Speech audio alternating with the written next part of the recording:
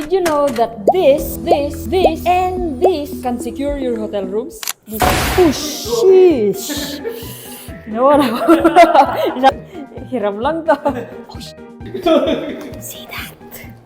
Gas. This is Mifare Hotel Door Lock System. Isang smart access setup that uses radio frequency identification, meaning contactless that uses radio waves. One tap lang, secured na ang room for guests. Front desk officers can assign or customize kung saang room may access ang guests. By default, 2 p.m. is the check-in. Though may mga instances na early check-in ng guests, pwede na mag-issue ng card.